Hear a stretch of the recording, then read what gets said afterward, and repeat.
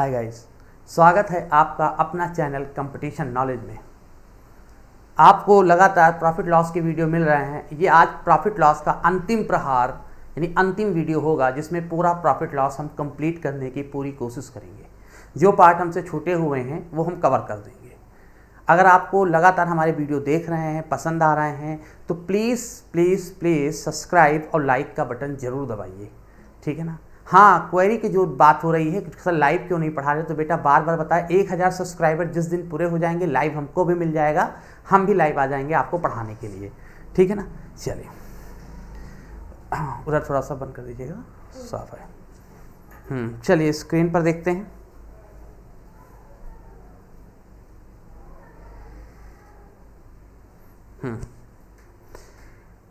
पहला question screen पे आपको दिख रहा होगा, कुछ लगा दो वहाँ पे, कुछ रख दो। हाँ, पहला क्वेश्चन स्क्रीन पर, यदि विक्रय मूल्य 840 रुपये है तथा लाभ 5% है तो क्रय मूल्य क्या है। विक्रय मूल्य यानी सेलिंग प्राइस कितना है, 840 रुपये, ठीक है ना, और लाभ है 5%, तो क्रय मूल्य हमने कल बताया था कि क्रय मूल्य हमेशा कितने परसेंट होता है, 100%। कल हमने बताया था आपको क्रय मूल्य यानी सीपी हमेशा कितने परसेंट को शो करता है, 100% को। अगर बेटा लाभ होता है तो 100 में जोड़ते हैं, अगर हानि होता है तो 100 में घटाते हैं। जैसे 10% का लाभ हुआ तो 100 में जोड़ के बताएंगे 110%। 10% की हानि हुई तो हम 100 में घटा के बताएंगे 90%। सवाल को पढ़ते हैं कि विक्रय मूल्य यानी सेलिंग प्राइस 840 रुपये है तो लाभ 5% है, यानी 5% के लाभ पर वस्तु को बेची गई है तभी तो लाभ 5% हुआ है। तो 5% के लाभ पर बिकी यानी 5% जुड़ेगा, यानी 105% पे वस्तु बिकी होगी, और बिकी कितने की है, 840 की। तो वस्तु का क्रय मूल्य कितना है पूछा गया, और क्रय मूल्य कितना परसेंट होता है बेटा, 100% होता है। आपने कई बार पढ़ा है, बड़े आसानी से हल कर लोगे। 100% कैसे निकालोगे, 840 बटे में क्या लिखोगे, यहाँ की वैल्यू 105 और गुणे में 100, सही ना बेटा। हमने क्या किया, 5 से काटा, 8 पंचे 40, 8 एकम 8, 8 बार में कट जाएगा, ठीक है ना, और 800 यानी क्रय मूल्य कितना हो जाएगा, 800 रुपये। यानी इसका कौन सा विकल्प सही होगा, अगर देखा जाए तो इसका बी विकल्प सही होगा। समझ में आ रहा होगा बेटा। अगला क्वेश्चन है, अगला क्वेश्चन और सेट कर दे, थोड़ा सही स्क्रीन पे दिखे।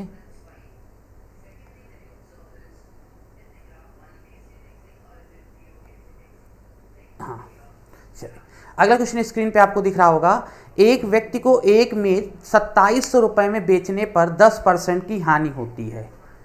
2700 में एक मेज बेचा है तो 10% की हानि हुई है, तो मेज को किस कीमत यानी रुपए में बेचना चाहिए कि उसे 33 सही 1/3% का लाभ प्राप्त हो। बहुत बढ़िया सवाल है। अगर लाभ होता है 100 में जोड़ते हैं, हानि होता है 100 में घटाते हैं। 2700 रुपये में बेचने पर 10% की हानि होती है, और 10% की हानि यानी 90% पे वस्तु बिकी। 10% की हानि पर बिकी यानी 90% पे वस्तु बिकी है, और बिकी कितने की है, 2700 की, यानी 90% किसको बता रहा है, 2700 रुपये को। कितने में बेचे कि 33 सही 1/3% का लाभ हो। अगर 10% का लाभ हो 110, 20% का लाभ हो 120, 30% का लाभ हो 130, अभी 33 सही 1/3 लिखा है, 100 में जोड़ दो। कैसे जोड़ते हैं वो हम आपको इधर सिखा रहे हैं। देखो इधर नीचे लिखे दिखाई भी देगा। हाँ देखो, 33 सही 1/3% को अगर हल करते हैं तो 33 यहाँ 99, 100, 100/3 को दिखाता है, 100/3%। 10% तो 100 में जोड़ोगे तो इसको भी 100 में जोड़ोगे, 100 में जोड़ोगे 100 + 100/3, क्योंकि 10 होता तो 100 में जोड़ते 110, इसको जोड़ो, 3 में 100 जोड़ो 300, और 100 और जोड़ दो। ऐसे तो करते हैं, 3 का 100 से गुणा 300, और 100 और जोड़ो, कितना हो जाएगा, 400/3%।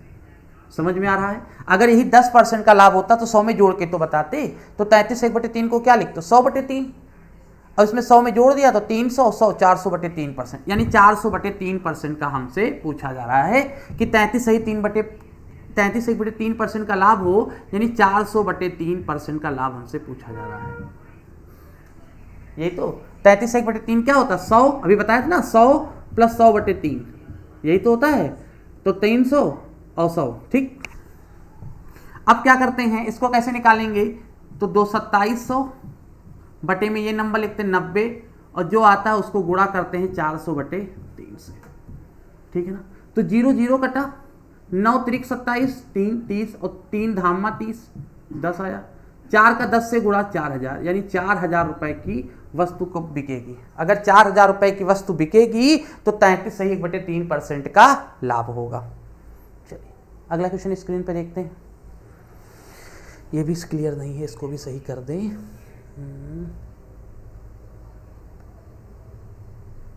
हाँ अब दिख रहा होगा आपको। ए एक वस्तु बी को 20% लाभ पर बेचता है, बी उसे सी को 10% और सी उसे डी को 12.5% के लाभ पर बेचता है। यदि डी ने 29.70 मूल्य दिया हो तो ए ने उसे कितने में खरीदा होगा।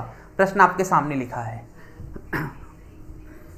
और बेटा ये जो वीडियो बनना है ऐसा नहीं कि खाली टेट के लिए ही है, TET, C TET, super TET, other one day exam, UPSI, इन सब के लिए कवर हो जाएगा। इतने लेवल का हम बता रहे हैं, ठीक है ना। तो देखिएगा, ए एक वस्तु बी को 20% के लाभ पर बेचता है, बी उसे सी को 10% और सी उसे डी को 12.5% के लाभ पर बेचता है। देखो यहाँ 4 लोग हैं, कौन कौन हैं तो देखा जाए ए है, ए ने बेचा है बी को और बी ने बेचा है सी को और सी ने बेचा है डी को। ए ने जो बी को बेचा है तो कितने परसेंट का फायदा लिया है, 20% के लाभ पर बेचता है तो प्लस 20%। बी जब उसे सी को बेचता है तो 10% का फायदा लिया है तो प्लस 10%। लाभ तो प्लस कर दो, हानि तो माइनस कर दो। 10% के लाभ पर बेचता है। सी उसे डी को 12.5%, तो सी उसे डी को 12.5 को ऐसे लिख दें प्लस 12.5%, ऐसे 12.5 लिख दें, 12.5 ऐसे भी तो लिख सकते हैं, प्लस 12.5% के लाभ पर बेचता है। तो डी ने उसे 29.70 मूल्य में खरीदा हो, दिया हो, यानी डी ने कितना दिया है, लास्ट में पे किया 29.70 रुपए। अब हमसे पूछा गया है तो ए ने उसे कितने में खरीदा होगा, ए का पूछा जा रहा है। हम इस तरह के जब सवाल आते हैं तो हमेशा बेटा इधर की वैल्यू देगा तो इधर का पूछेगा, इधर का देगा इधर का पूछेगा। आप ये देखो एरो किधर जा रहा, एरो ए से जा रहा डी की ओर, तो जिधर से एरो चलता है आप भी उधर से चलोगे। ए का पूछा गया है तो ए की वैल्यू क्या मान लो, x। इसने बी को बेचा 20% के लाभ पर, तो यहाँ लिखो गुणे 120/100, ये बी की वैल्यू हो जाएगी। बी ने बेचा सी को 10% के लाभ पर, तो गुणे 110/100, ये सी की वैल्यू हो जाएगी। सी ने बेचा डी को 12.5% के लाभ पर, तो 112.5 था, उसे जोड़ दिया बटे 100, ये डी की वैल्यू हो जाएगी। और डी की वैल्यू दी हुई है 29.70।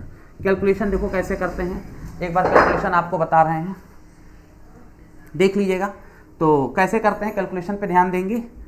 1 0 कटा, ठीक है ना, 1 0 ये कटा, ठीक है बेटा। क्रॉस मल्टीप्लाई करते हैं, x बराबर 29.70 गुणे 100 गुणे 100, 100 गुणे 100 बटे में 12 गुणे 11 गुणे 112.5। बेटा यहाँ देखा जाए दशमलव बाद जीरो वैल्यू होती नहीं तो हटा दिया, इस दशमलव से इस दशमलव को काट दिया। 3 से अगर काटा जाए 12 दूना 24, 12 से नहीं कटेगा, 3 से काटा जाए, 3 चौक 12 और 3 9 27, 2 बचा, 3 9 27 99, 11 एकम 11, 11 9 99, 9 आया, 5 2 7 1 8 1 9, 9 एकम 9, 9 एकम 9, 11 था, 1 2 बच गया, 11 था ना, 2 बचा 22, तो 9 दूनी 18, 4 बचा, 9 बचे 45, ठीक है ना। 4 25 100 और 25 पंचे 125 और 5 एकम 5, 5 दूनी 10 20, काटा पीटी पूरा किया तो 20 आंसर आया। यानी ए ने उसे कितने रुपए में खरीदा था, 20 रुपए में खरीदा था। ए ने उसे कितने रुपए में खरीदा था, 20 रुपए में खरीदा था।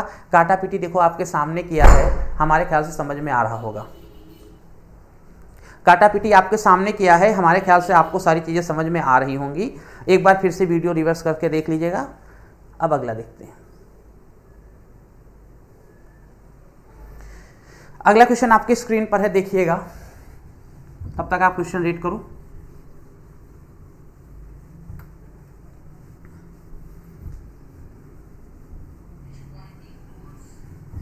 अगला क्वेश्चन स्क्रीन पर है कि एक व्यापारी ने एक वस्तु खरीदी और 5% की हानि पर बेच दी। यदि उसने वही वस्तु 10% कम कीमत पे खरीदी होती और 33 रुपए अधिक पर बेची होती। काफ़ी लेवल हाई हो गया, समझो सुपर टेट के लेवल का या एसएससी यूपीएसआई इस लेवल का हो गया है। देखो एसएससी एमटीएस का दिया भी है, 2013 के पेपर का सवाल है। एक व्यापारी ने, बहुत ध्यान से देखिएगा सवाल को, एक व्यापारी ने एक वस्तु खरीदी और 5% की हानि पर बेच दी। ठीक, देखिएगा आपके सामने हम सॉल्व करते हैं। एक व्यापारी ने एक वस्तु खरीदा गया मूल्य सीपी कॉस्ट प्राइस हमने माना एक्स की खरीदी और 5% की हानि पर बेच दी, यही तो लिखा है 5% की हानि पर बेची, यानी बेची कितने की होगी, तो आप बताओगे 100 में कम करोगे हानि तो 100 में घटा के, यानी 95% पे वस्तु बेची होगी, 95% माने बटे 100 एक्स की वस्तु बेची होगी। अच्छा बेची कितने की, काटा पीटी कर सकते तो कर लो, 5 एक कम 5, 4 बचा 5 9 45, 5 दूनी 10 जीरो, यानी अगर x की वस्तु खरीदी थी तो 19/20 x की वस्तु बेची है, क्योंकि 5% की हानि पर वस्तु बेची। सवाल कह रहा है यदि उसने वही वस्तु 10% कम कीमत पे खरीदी होती, अगर इस वस्तु को x के बजाय 10% कम कीमत पे खरीदी होती, तो यानी 90% पे खरीदी होती, गुणे 90/100 की खरीदी होती, 10% कम यानी 90% पे खरीदी होती, 0 0 कट गया, यानी कितने की खरीदी होती, 9x/10 की अगर वस्तु खरीदी होती। अब सवाल कह रहा है 10% कम कीमत पे खरीदी होती और 33 रुपए अधिक कीमत पे बेची होती, यानी कितने पे बेचते, 33 रुपए अधिक करके बेचते, यानी 9x/10 की खरीदते और 33 रुपए और ज्यादा लेकर बेचते, 33 रुपए अधिक पर बेची होती है ना, और 33 रुपए अधिक पर बेची होती, सवाल पढ़िएगा, और 33 रुपए अधिक पर बेची होती तो उसे 30% का लाभ होता, सॉरी 33% अधिक पर बेची, 33 रुपए अधिक पर बेची होती। बेचा कितने का था पहले यहां से देखेंगे, सॉरी बेचा 19/20 एक्स का 33 रुपया और लेकर बेचता, 33 रुपया और लेकर बेचता तो कितने का बेचता, 19/20 एक्स की वस्तु 33 रुपया और लेकर बेचता तो उसे लाभ कितने का होता, तब लाभ यहां से देखोगे तो उसे कितने का लाभ होता, फिर से समझ लो। एक व्यापारी ने एक वस्तु खरीदी मान लो एक्स की, 5% की हानि पर बेची यानी 95/100 की बेची, यानी कितने की बेची, 5 से काटा 19/20 एक्स की बेची। 10% कम पे खरीदती 90/100 यानी 9x/10 की खरीदती, 33 रुपए अधिक में बेचती, 33 रुपए जोड़ के बेचती, तो उसे यहां से क्रय मूल्य से लाभ हानि कहां से होता, क्रय मूल्य से, तो उसे पढ़ते हैं 30% का लाभ होता, यानी यहां से लाभ होता 30%, यानी गुणे कितना 130/100 दिखाता, किसको, इस वाली वैल्यू को, 30% का लाभ होता गुणे 130/100 में वस्तु बिकती और बिकती कितने की, इतने की। अब काटा पीटी करके हमको x की वैल्यू निकालनी है, 0 0 कैंसिल हो गए, यहां भी 10 यहां भी 10, क्यों ना 10 एलसीएम ले ले, 9x, अच्छा गुणा था, सॉरी समझिएगा, सॉरी 9 13 9 117 x, 13 और 9 का गुणा 117 और 10 धामा 100 बराबर, इधर क्या बचा है 19x/20 + 33, ये इधर प्लस में इधर आएगा तो माइनस में, ठीक है। क्वेश्चन को थोड़ा छोटा कर दें, इससे दिखाई दे स्क्रीन बोर्ड पर, हाँ ये। अब क्या करते हैं, इधर दिखाई दे इसलिए थोड़ा सा किनारे कर दिया क्वेश्चन। अब ये प्लस में इधर आएगा तो माइनस में 117x/100, बहुत ध्यान से देखिएगा कोई दिक्कत नहीं है, माइनस 19x/20 बराबर कितना 33, 100 20 का एलसीएम 100 ही होगा, इधर 117x ही रहेगा, माइनस 20 पंचे 100 5 आएगा, 5 के ऊपर गुणा 95, 19 पंचे 95x बराबर 33, घटा लो 117 में 95, 7 में 5 गया 2, 11 में 9 गया 2, 22x/100 बराबर 33, तो x बराबर कितना होगा 33 गुणे 100/22, 11 दूना 22 और 11 तिहाई 33, 2 से कटा 2 पंचे 10 0 और 3 पंचे 15, x बराबर कितना 150, यानी वस्तु का क्रय मूल्य कितना था 150 रुपए, यानी वस्तु का क्रय मूल्य कितना था 150 रुपए, 150 रुपए, ठीक है ना। क्वेश्चन को हम अपने शब्दों में बोल देते हैं, एक व्यापारी ने एक वस्तु खरीदी x रुपए की खरीदी, बहुत ध्यान से देखिएगा, 5% की हानि पर बेची, 5% की हानि यानी 95/100 की वस्तु बेची, काटा पीटी किया 5 से 19 और 20, 19/20 एक्स की वस्तु बेची। बहुत आराम से बेटा समझो, 10% की हानि पर खरीदता गुणे 90/100 की खरीदता और 33 रुपए अधिक में बेचता प्लस 33 रुपए ज्यादा बढ़ा के बेचता, तो उसे यहां से यानी इस वाले मूल्य से 30% का लाभ होता, 30% अधिक मिलता, 30% का लाभ होता, यानी गुणे 130/100 में वस्तु बिकती और बिकती कितने की, इतने की। 0 0 कटा 13 9 117 x/10 धामा 100, इधर जो लिखा था लिख दिया से, ये इधर प्लस में इधर जाएगा माइनस में, कैलकुलेशन आपके सामने लिखा है, स्क्रीनशॉट ले लो। समय निकाल के बेटा, समय आपके पास पर्याप्त है, समय निकाल के प्रश्न को एक बार खुद समझो और करने की कोशिश करो, ठीक है ना। काफी इंपॉर्टेंट टाइप के बेटा ये प्रश्न है, ठीक। चलिए अगला देखते हैं, अगला क्वेश्चन स्क्रीन पे सेट कर दें।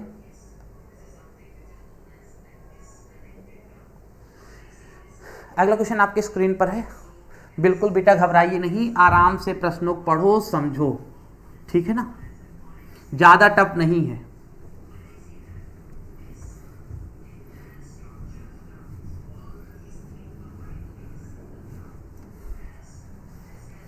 और जितना टाइप बता दिया बेटा, इससे ज़्यादा आपकी परीक्षा में, चाहे वो टेट हो चाहे वो सुपर टेट हो, इनसे ज़्यादा आपसे नहीं पूछा जाएगा। इसको थोड़ा ध्यान से देखते रहिएगा। प्रश्न अगला है आपके सामने स्क्रीन पर कि एक व्यापारी ने एक साइकिल 10% की हानि पर बेची। यदि बिक्री का मूल्य 200 रुपये बढ़ा दिया जाता तो उसे 6% का लाभ होता साइकिल का क्रय मूल्य। देखो, किसी भी वस्तु का क्रय मूल्य जो होता है वो हमेशा कितना परसेंट होता है? 100% होता है। अगर लाभ में बेचा तो वस्तु ऊपर जाएगी, हानि में बेचा तो नीचे आएगी। एक व्यापारी ने एक साइकिल को 10% की हानि पर बेची, यानी साइकिल को 90% पे व्यापारी ने बेचा, 90% पे बेची। कह रहा अगर उसी साइकिल को जब बेचा था तो 200 रुपया और बढ़ा के बेचता तो उसे लाभ होता कितने परसेंट का? तो 6% का लाभ होता। अगर जैसे 200 रुपया उससे और ले लेता कि भैया 200 रुपया और दो, तो जैसे 200 रुपया ज़्यादा लेता यहाँ से 200 रुपया जैसे ज़्यादा लेता उसे 6% का लाभ होता, सीधे यहाँ से यहाँ पहुँच जाता। अच्छा, कितने परसेंट ऊपर पहुँच जाता? 10 यहाँ 6 ऊपर, यानी 16% ऊपर पहुँच जाता।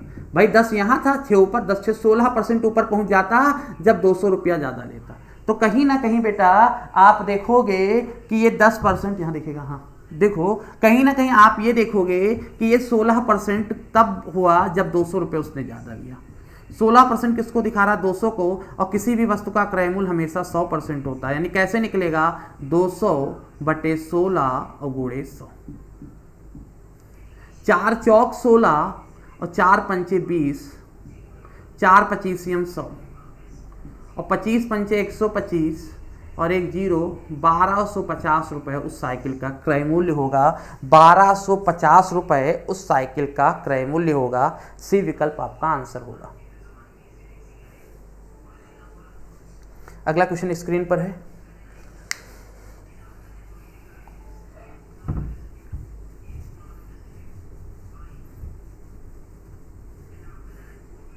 अगला क्वेश्चन स्क्रीन पर है। क्वेश्चन कह रहा है कि, अच्छा सब क्लियर पूरा नहीं है क्वेश्चन को, हाँ, मनिंदर ने ₹40,000 प्रत्येक की दर से 2 घोड़े खरीदे।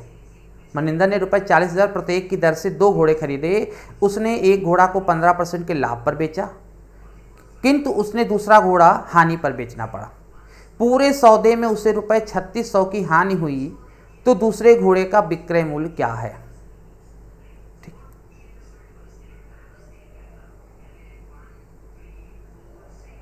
क्वेश्चन को आपने पढ़ लिया होगा कि 40,000 प्रत्येक की दर से 2 घोड़े खरीदे, ठीक, यानी एक घोड़ा भी 40,000, दूसरा घोड़ा भी 40,000 का खरीदा। उसने एक घोड़ा 15% के लाभ पर बेचा है, ठीक, तो जो घोड़ा 40,000 का खरीदा है, एक घोड़े को 15% के लाभ पर बेचा है। तो जो घोड़ा 40,000 का खरीदा है, इसको 15% के लाभ पर बेचा, तो ये 15% के लाभ पर बिका, यानी 115% पे वो घोड़ा बिका। घोड़ा बिके कितने का? 20 कम हो गया, कितने का बिकेगा? 4 पंचे 20 के 0, हासिल आया 2, 4 एक कम 4 और 2 6, 4 एक कम 4 और 2 0। 46,000 में पहला घोड़ा बिका, जो 15% के लाभ पर बिका है वो घोड़ा 46,000 का। और ये कह रहा है दूसरा घोड़ा कितने परसेंट हानि पर बेचा जाए, वो हमको नहीं पता। कि पूरे व्यापार में टोटल में उसे 3600 रुपये की हानि हुई। 40,000 यानी टोटल घोड़ा खरीदा उसने 80,000, टोटल घोड़ा उसने खरीदा 80,000। 3600 रुपये की हानि हुई, हानि बता रहा 3600, तो कहीं ना कहीं सेलिंग प्राइस जो होगा कितने का? दोनों घोड़ा मिला के बिकेगा 0 0 0 0, 10 में 6 गया 4, 10 में 6 गया 4, 9 में 3 गया 6, 7, 76,400 में दोनों घोड़े बिकने चाहिए। भाई 40,000 80,000 में दोनों घोड़े खरीदे हैं और दोनों घोड़ों को बेचने पर 36 रुपये की हानि हुई है। अगर हानि हुई है तो कम में बिका होगा, कितने का बिका होगा? 76,400 में घोड़ा बिका होगा, जिसमें से पहला घोड़ा बिका है 46,000 का, पहला घोड़ा बिका है 46,000 का। तो दूसरा घोड़ा कितने का बिका होगा? घटा लो, 0 0 4, ठीक है ना, 6 में 6 गया 0, 7 में 4 गया 3, 30,400 का दूसरा घोड़ा बिका होगा। कितने का? 30,400 का दूसरा घोड़ा बिका होगा। तो दूसरे घोड़े का विक्रय मूल्य कितना होगा? 30,400। समझ लो, 40,000 और 40,000 में दो घोड़े खरीदे, यानी 80,000 में घोड़े खरीदे दोनों। क्रय मूल्य दोनों घोड़े बेचने पर उससे हानि हुई है 3600 रुपए की। तो यानी कितने का बिका होगा? कॉस्ट प्राइस माइनस लॉस घटा दोगे, यानी कितने का बिका? 76,400। पहला घोड़ा जो 40,000 का था, पहला घोड़ा भी 40 था, दूसरा भी 40। पहला घोड़ा 15% के लाभ पर 115/100 बिका कितना? 46,000 का। तो हमने कहा अगर 76,400 में दोनों घोड़े बिके, पहला बिका 46,000 का, दूसरा कितने का बिकेगा? घटा लो, जो बच गया उतने का दूसरा घोड़ा बिका होगा। डी ऑप्शन इसका सही होगा। बहुत बढ़िया सवाल था। अगला क्वेश्चन आपके स्क्रीन पर है।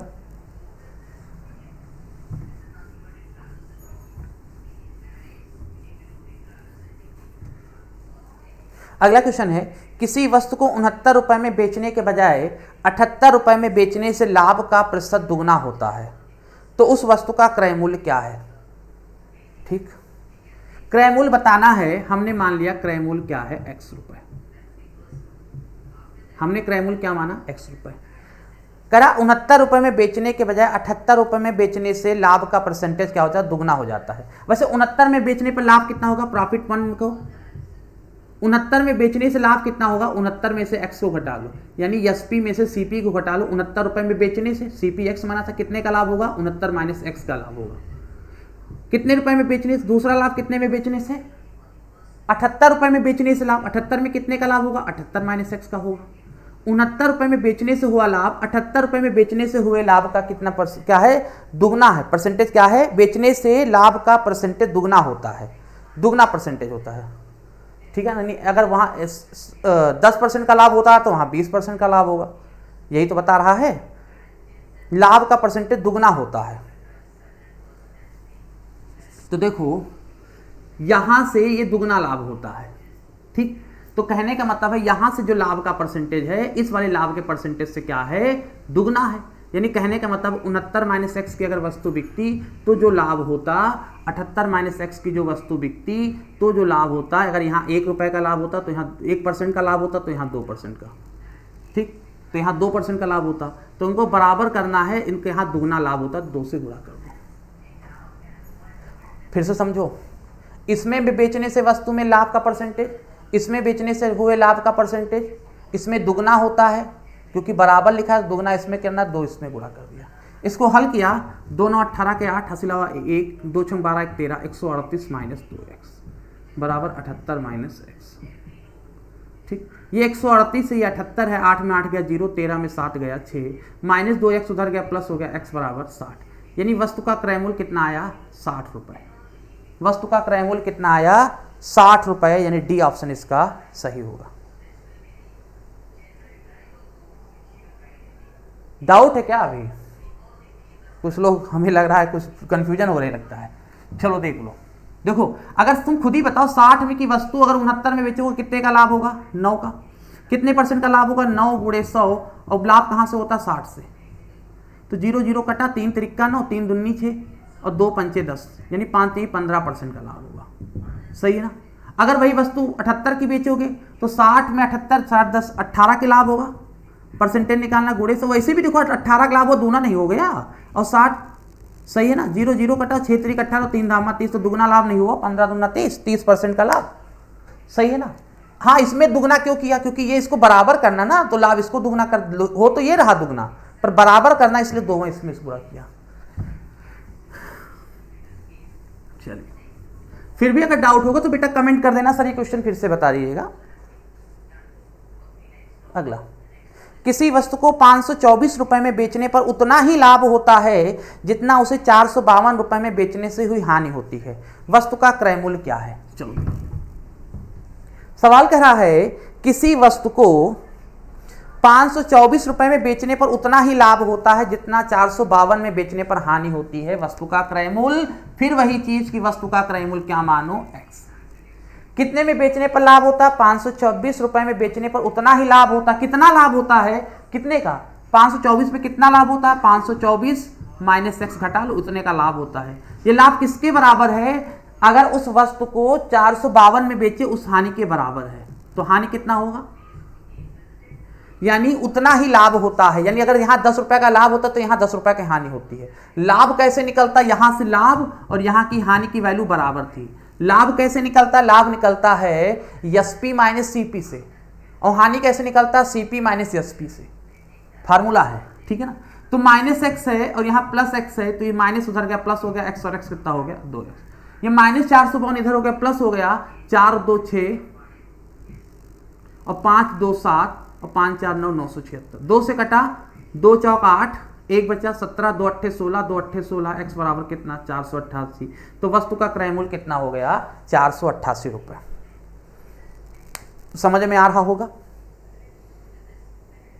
चलिए अगला क्वेश्चन स्क्रीन पर।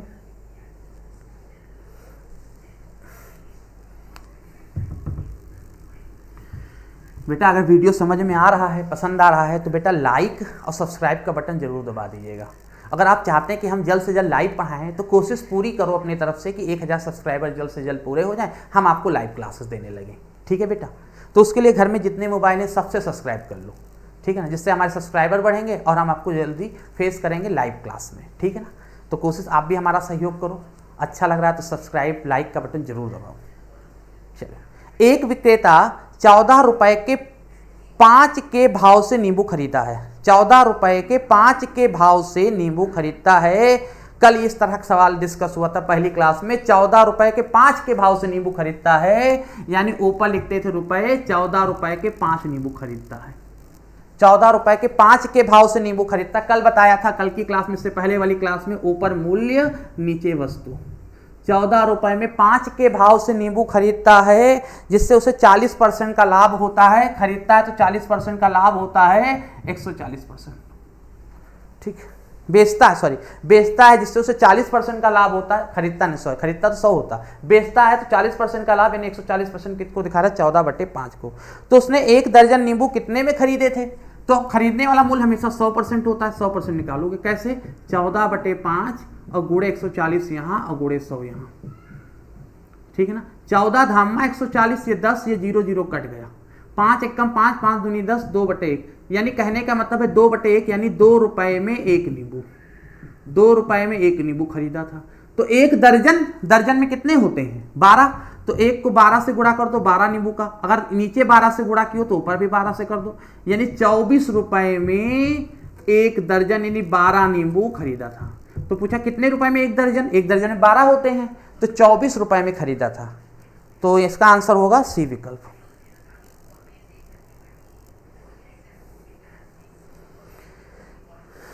चौदह घड़ियों को 450 रुपए प्रति घड़ी की दर से बेचने पर 14 घड़ियों को 450 रुपए प्रति घड़ी की दर से बेचने से 4 घड़ियों के क्रय मूल्य के बराबर लाभ होता है। तो 1 घड़ी का क्रय मूल्य कितना है, चलो 1 घड़ी का क्रय मूल्य पूछा है। अच्छा, क्रय मूल्य मान लो 1 घड़ी का कितना है x रुपए, 1 घड़ी का कॉस्ट प्राइस कितना है x रुपए, तो 14 घड़ी का कॉस्ट प्राइस कितना हो जाएगा 14x रुपए। सही ना। सवाल करा है समान क्रय मूल्य वाली 14 घड़ियों को 450 रुपए प्रति घड़ी की दर से बेचने पर 4 घड़ियों के क्रय मूल्य के बराबर लाभ होता है। लाभ बराबर कैसे निकालते हो, selling price minus cost price. कितनी घड़ियों के क्रय मूल्य के बराबर लाभ होता है, 4 घड़ी के क्रय मूल्य के बराबर। ये लाभ किसके बराबर, 4 घड़ी के क्रय मूल्य के बराबर। 1 घड़ी का क्रय मूल्य x, तो 4 घड़ी का लाभ 4x।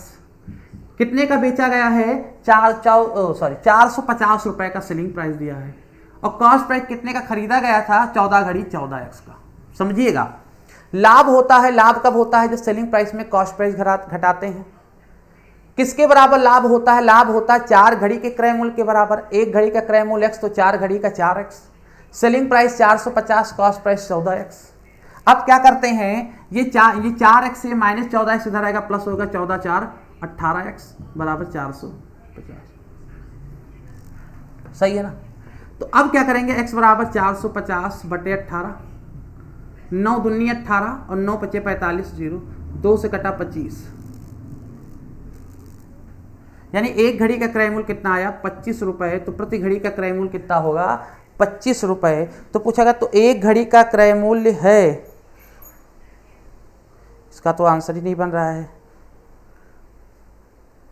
4 घड़ियों के क्रय मूल्य के बराबर लाभ होता है। लाभ किसके बराबर होता है? 4 घड़ी के क्रय मूल्य, एक घड़ी का क्रय मूल्य x, तो 14 घड़ी का क्रय मूल्य 14x। लाभ किसके बराबर होता है? 4 घड़ी के क्रय मूल्य यानी 4x का। कितने में बेचने पर? 450 रुपए प्रति घड़ी की दर से बेचने पर 450। अच्छा, प्रति घड़ी, एक घड़ी का बताया तो 14 घड़ी का क्यों लिखेंगे? एक घड़ी का बताया, सॉरी, थोड़ा सा मिस्टेक हो गया हमें पढ़ने में समझने में, थोड़ा सॉरी इसके लिए, है ना। एक लिखा प्रति घड़ी की बेचने पर 4 घड़ियों के क्रय मूल्य के बराबर लाभ होता है ना।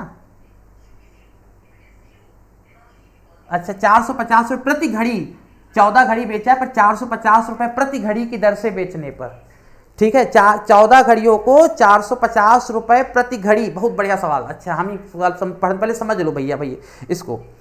14 घड़ियों को 450 रुपये प्रति घड़ी, यानी एक घड़ी 450 की बेची गई है और 14 घड़ी बेचा है, तो 4 घड़ी के क्रय मूल्य के बराबर लाभ हुआ है। कितनी घड़ी बेचा है? 14 घड़ी, एक घड़ी 450 की, तो 14 घड़ी कितने की बिकेगी? तो गुणे 14 कर दो। 14 घड़ी का क्या आ जाएगा? Selling price. एक घड़ी 450 प्रति घड़ी की दर से बेचने पर, तो 450 की एक घड़ी बिकी है। 14 घड़ी 14 से गुणा कर दो, और कॉस्ट प्राइस 14 घड़ी का 14x था, ठीक है ना। ये माइनस इधर प्लस 14 4 18x सही है, बराबर इसको ऐसे लिखा रहे। तो कैलकुलेशन में भैया हमारी थोड़ा सा समझने में दिक्कत हो गई थी, हम क्लियर कर दे रहे हैं, ठीक है ना, ठीक है ना। अभी काटा था इसको 25 आया था, 14 पंचे 70, 0 7, 14 28 और 7 28 और 2 30, 5 35, 350 रुपये। तो एक घड़ी का क्रय मूल्य कितना होगा? 350 रुपये। यहां जो लिखा ना, देखो सवाल पढ़ो, घड़ियों को 450 रुपये प्रति घड़ी की दर से बेचने पर, 14 घड़ी बेचा है, एक घड़ी 450 की, तो 14 घड़ी 450 से गुणा कर दिया, ठीक है। सॉरी इसके लिए भैया। चलो अगला सवाल देखते हैं स्क्रीन पर।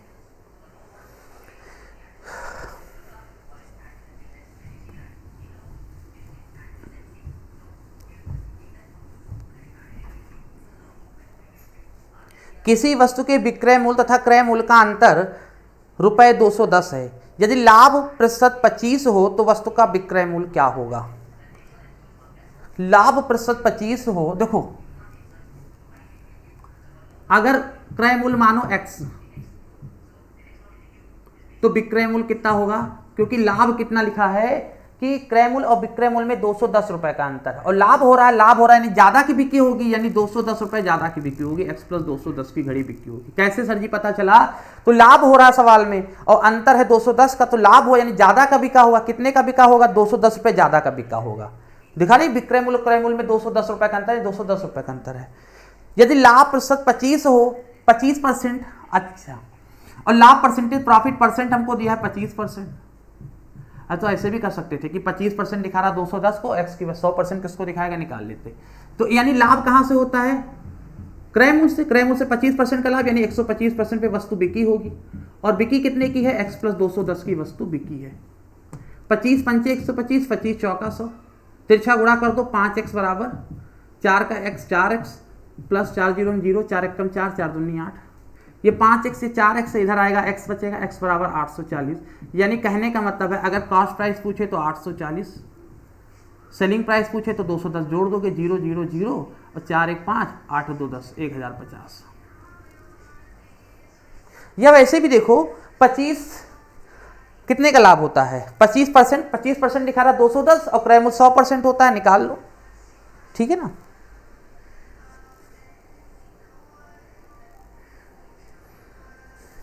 अगला क्वेश्चन स्क्रीन पर है।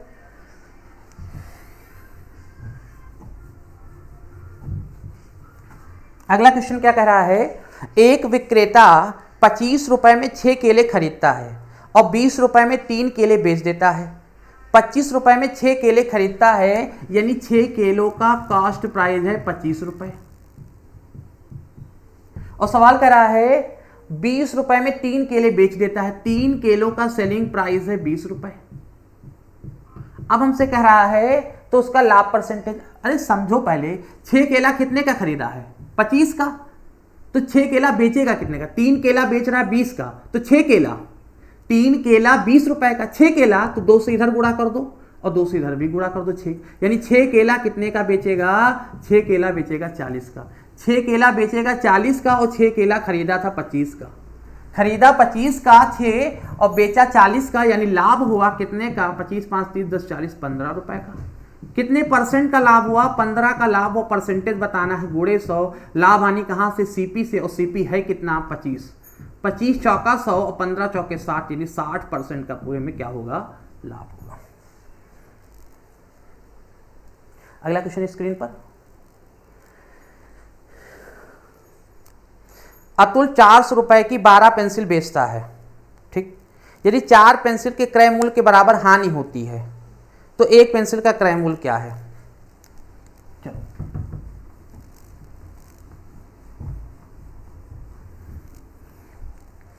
क्या कह रहा है? अतुल 400 रुपए की 12 पेंसिल बेचता है। 12 पेंसिल बेचता है 400 रुपए की। यदि 4 पेंसिल के क्रय मूल्य के बराबर हानि होती है, समझो एक पेंसिल का क्रय मूल्य है x रुपए, तो 4 पेंसिल का क्रय मूल्य कितना होगा? 4x। इस सवाल में हानि होती कैसे? जब सीपी में एसपी को घटाते तो हानि निकलता है। हानि किसके बराबर होती है? 4 पेंसिल के क्रय मूल्य के बराबर, यानी 4x के बराबर हानि होती है। कितने का? क्या कर रहा है? 12 पेंसिल बेचता है, तो 12 पेंसिल खरीदा कितने का होगा? 12x का। और 12 पेंसिल बेचता है कितना? 400 रुपए की 12 पेंसिल बेचता है, 400 रुपए की। ये -4 से उधर आया, प्लस हो गया, ये प्लस उधर गया माइनस। 8 पंचे 40, x बराबर कितना? 50 रुपए।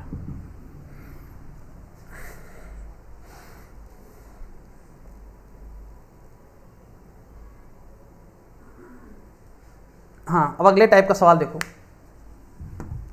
देखो 2 केस इस सवाल की तरह बनते, 2 केस। पहला केस ये बनता है, देखिएगा, पहला नोट करवा देते हैं। पहला केस कि जब दो वस्तुओं का सीपी कॉस्ट प्राइस बराबर हो, जब दो वस्तुओं का कॉस्ट प्राइस बराबर हो, ध्यान दीजिएगा, क्रय मूल्य, यानी एक वस्तु 200 के खरीदे तो दूसरे भी 200 के खरीदे। अगर एक वस्तु 1000 की खरीदे तो दूसरे भी 1000 की खरीदे। अगर ऐसा होता कि दो वस्तुओं का क्रय मूल्य बराबर हो, एक पर जितने % का लाभ हो और दूसरे पर उतने ही % की हानि हो, कि अगर एक पर 10% का लाभ तो दूसरे पर 10% की हानि, एक पर 20% का लाभ तो दूसरे पर 20% की हानि। अगर ऐसा होता है तो पूरे व्यापार में ना कोई लाभ होगा, ना कोई लाभ होगा और ना कोई हानि। ये कब? जब क्रय मूल्य बराबर हो। ये कब? जब क्रय मूल्य बराबर हो, कि अगर दोनों वस्तुओं का क्रय मूल्य बराबर है, एक को 10% के लाभ तो दूसरे को 10% की हानि, यानी प्रॉफिट लॉस भी बराबर हैं, तो ऐसे केस में पूरे व्यापार में ना कोई लाभ होता है ना कोई हानि। ये पहला केस है। दूसरा केस क्या होता है? अगर क्रय मूल्य के बजाय, दूसरा केस समझिएगा, दूसरा केस क्या होता है? अगर क्रय मूल्य के बजाय विक्रय मूल्य बराबर हो, क्रय मूल्य के बजाय विक्रय मूल्य बराबर हो, कि दो वस्तुएं 500 में बेची गई, प्रत्येक वस्तु 500 में बेची गई, पहली वस्तु भी 500 में बेची जाए, दूसरी भी 500 में बेची जाए, यानी बेचा गया मूल्य बराबर हो। वहां खरीदा गया मूल्य बराबर था और यहां बेचा गया अगर मूल्य बराबर है बेटा, तो ऐसे केस में एक वस्तु जितने % के लाभ पर बिके, अगर एक को 20% के लाभ, दूसरे को 20% की हानि पर बेचो, एक को 25% के लाभ, दूसरे को 25% की हानि पर बेचो, और विक्रय मूल्य अगर बराबर हैं तो पूरे व्यापार में हमेशा क्या होती है? हानि। वो हानि किसके बराबर होती है? x²/100% के, x²/100% की हानि के बराबर होती है। अब जैसे इस वाले सवाल को पढ़ो, यहां पे देखो कि क्रय मूल्य बराबर है कि विक्रय मूल्य बराबर है। पहले तो ये देख लो, क्योंकि कुछ बच्चे तो रट लिए हैं, कुछ भी सवाल लिखो। एक व्यक्ति 10,000 रुपए प्रति वस्तु की दर से दो वस्तु खरीदता है, एक वस्तु को 10% के लाभ पर, एक वस्तु को 10% की हानि पर बेचता है, पूरे व्यापार में होगा, तुरंत लिखेंगे हानि। अरे भैया, खरीदता है, जब खरीदे गए मूल्य बराबर हो तो हमेशा व्यापार में ना कोई लाभ होता है ना कोई हानि, अगर प्रॉफिट लॉस बराबर है। अगर बेचता है तब ये नियम लगाना x²/100। जैसे इस वाले सवाल में देखो, बेचता है कि खरीदता है? ₹99 की दर पे 2 घड़ियां बेचता है, 2 घड़ी बेचता है, बेचने वाला, यानी सेलिंग प्राइस बराबर है, एक घड़ी पर 10% का लाभ, दूसरे पर 10% की हानि होती है, तो पूरे व्यापार में क्या होगा? कि सेलिंग प्राइस बराबर है। अगर भैया सेलिंग प्राइस बराबर है तो हानि होगा, तब तो सीधे लिखो हानि होगा, पर अगर कॉस्ट प्राइस बराबर होगा तो लिख दो ना लाभ ना हानि। तो यहाँ पे सेलिंग प्राइस बराबर है, 10% का लाभ 10% की हानि, तो 10²/100% की हानि होगी, x²/2। 10 का स्क्वायर होता है 100, 100/100, यानी कहने का मतलब है 1% की क्या होगी? 1% की हानि। ठीक है ना? समझ में आ रहा होगा। तो आज हमने आपका प्रॉफिट लॉस अपने हिसाब से जो आपको मुझे लगा कि आपके लिए इंपॉर्टेंट होगा, अच्छे क्वेश्चन होगा, वो सारे कंप्लीट कर दिए। फिर भी अगर मन में कोई क्वेरी है, कोई डाउट हो तो प्लीज़ कमेंट करें। कमेंट के लिए हमने कहा चाहे इसमें आप जो क्वेश्चन इसमें भी कमेंट कर दिया करें, या नहीं जानते हैं तो आप हमारे कॉन्टेक्ट नंबर पे भी कमेंट कर सकते हैं। इस पे भी कमेंट कर देंगे कि सर इस टाइप के क्वेश्चन बता दीजिए, तो हम वो भी सॉल्व करवा देंगे। ठीक है, अगले क्लास में से सॉल्व करवा देंगे। और जल्द ही हम आपके लिए 68,500 जो शिक्षक भर्ती हुई थी यूपी टेट यूपी के माध्यम यूपी में, और जो 69,000 की भर्ती हुई थी, दोनों में मैथ्स और रीजनिंग के जो क्वेश्चंस आए थे, जल्द ही उन्हें भी सॉल्व करवा देंगे। ठीक है ना। अगर आपको पसंद आ रहा तो बेटा प्लीज़ चैनल को लाइक और सब्सक्राइब जरूर करो। ज़्यादा से ज़्यादा अगर घर में और 2-4 मोबाइल और है तो उनसे भी कर दो, जिससे हमारे क्या हो जाएंगे, सब्सक्राइबर बढ़ जाए, तो हम जल्द ही आपको लाइव क्लास देना शुरू कर दें। कब तक ये रहे कोरोना काल कुछ निश्चित नहीं है, 2-3 महीने कब तक संस्थान बंद रहता है। उम्मीद तो है जल्द से जल्द खत्म हो जाए, इस भगवान करे जल्दी खत्म हो। पर जब तक नहीं खत्म होता हम आपसे ऐसे ही इंटरफेस होते रहें, इसके लिए आप भी हमारा सहयोग करो, जिससे हम आपको लाइव पढ़ा सकें। मिलते हैं नेक्स्ट क्लास में, तब तक के लिए जय हिंद जय भारत। घर पे रहिए, सुरक्षित रहिए।